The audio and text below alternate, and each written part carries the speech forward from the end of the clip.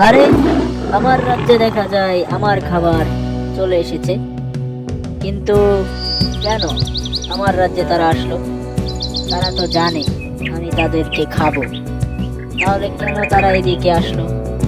আমি তাদেরকে এখনই জিজ্ঞাসা করবো কি চায় তারা। এই, আমার শিষ্ণরা, কেন এসেছো? আমার খাবার তোমরা জানো না? কি চাও তোমরা এখানে? সিংহ মামা, আপনি কেমন আছেন? আমি আপনার কাছে কিছু কথা বলতে চাই। আপনি দয়া করে মনোযোগ দিয়ে শুনুন। আমাদের এই জঙ্গলে একটি বাঘ এসেছে। প্রতিনিয়ত আমাদেরকে খেতে চাই।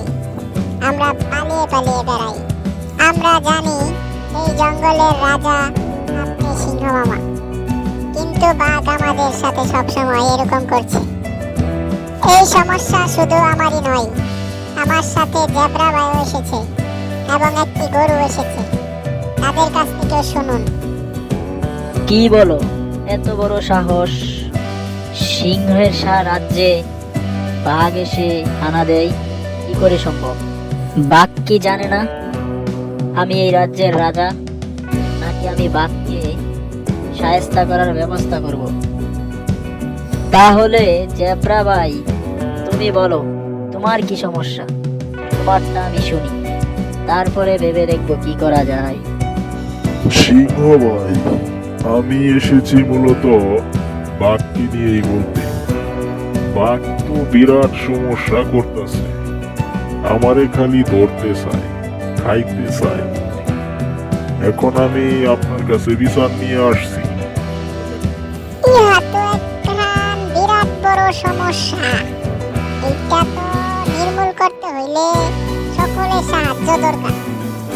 তোমরা এত লোকজন থাকতেও বাঘ তোমাদের সাথে এমন করে, বিষয়টা আমি বুঝলাম না। এইটা ঠিক বলছেন, আমরা অনেক মানুষ একসাথে চলি, কিন্তু বাঘের সাথে কি আমরা পারবো আপনাকে ছাড়া? বাঘ তাহলে কোন দিক দিয়ে আসে তা আমাকে তোমরা তাড়াতাড়ি জানাও। যে দিক দিয়ে বাঘ আসবে আমি ওই দিক দিয়ে আটকাবো, আর বাঘ তো আমাকে দেখে ভয় পাবে। এখন তোমরা কি বলো, বাঘকে মেরে ফেলবো নাকি তাকে শাস্তি দেবো?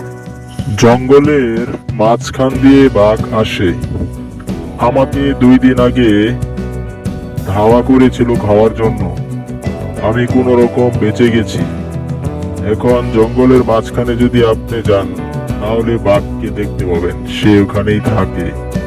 আপনারা যদি এমন ভিডিও চান তাহলে চ্যানেলটি সাবস্ক্রাইব করুন, বেল আইকন চেপে দিন।